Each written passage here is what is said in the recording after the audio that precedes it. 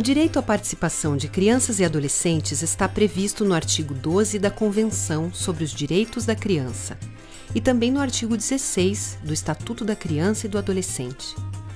De acordo com os documentos, é reservado à infância o direito de expressar opiniões sobre qualquer assunto de seu interesse.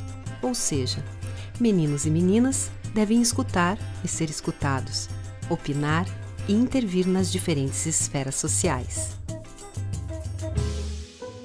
A gente fala que a participação ela deve se estender nos diferentes níveis, né? Ela começa desde dentro de casa, né? Então pensar, por exemplo, como que a gente gere o ambiente dentro da nossa casa. Será que os pais escutam o que as crianças acham sobre como deveria ser esse espaço da casa? E aí isso vai se estendendo nos outros espaços. Então dentro da escola, né? Será que a criança é ouvida? Será que a visão, o olhar dela sobre como deve ser aquele espaço é ouvido, é considerado?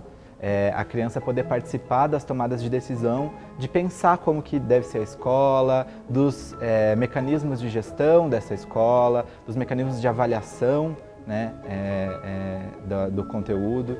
Então essa participação ela vai se estendendo depois também ao bairro, à comunidade como um todo, até chegar na sociedade. Inclusive nós temos outras normativas específicas que vão falar sobre a participação de crianças e adolescentes em instâncias políticas, como, por exemplo, o Conselho Municipal dos Direitos da Criança e do Adolescente, que é o órgão que define, dentro do município, as políticas que que precisam ser desenvolvidas para crianças e adolescentes. O plano político-pedagógico da escola ele pode ser um grande articulador se ele tiver como centro a relação do território e a possibilidade de desenvolver e de garantir esse diálogo e essa escuta qualificada e essa participação verdadeira, né, das crianças, dos jovens, da comunidade, das famílias na construção e na dinâmica cotidiana da escola.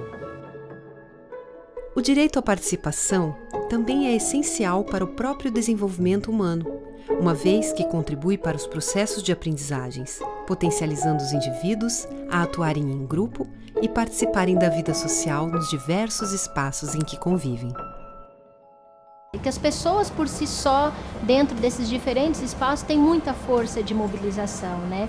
O que precisa é de estrutura, de mobilização, de organização dessas pessoas, de diferentes representatividades. Quando a gente consegue mobilizar, juntar essas pessoas e fazer com que eles façam essa leitura, né, desses espaços, a gente consegue fazer uma transformação. E para cada um de nós, a necessidade das diferentes tomadas de decisão, né? De se mobilizar, de não ter um conformismo e de que essas causas, elas podem sim serem transformadas quando a gente faz um trabalho estruturado, um trabalho de qualidade e um trabalho que seja transformador de vidas, mas sobretudo formativo. Tem que formar as pessoas a quererem mudar aquele espaço e mudar outros espaços. Eles saírem dali mobilizados para, sim, transformar sobretudo o espaço da escola, mas sair com uma mensagem de que os outros espaços precisam serem transformados. Então a escola pode ser esse espaço de promoção de uma cultura de participação, né? E essa cultura de participação ela começa na escuta, ela começa no diálogo, ela começa no abaixar e falar na altura da criança, né? Respeitando ela como um sujeito, né? Ouvindo de fato o que ela tem a dizer. Essa cultura de participação e esse respeito à criança, ele vai se dar no ambiente, por exemplo, quando a gente coloca os brinquedos ou os materiais que a criança precisa na altura dela, dentro da sala de aula, então não lá em cima que ela não possa alcançar.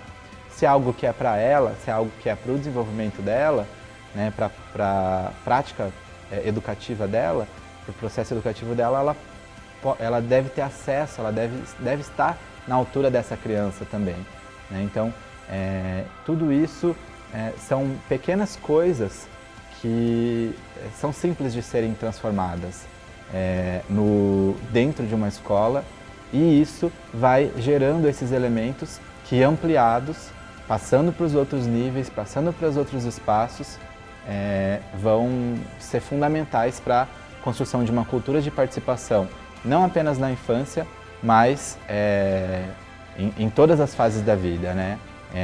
Para que a partir disso nós tenhamos, de fato, uma sociedade ativa e participativa que conhece e reivindica os seus direitos.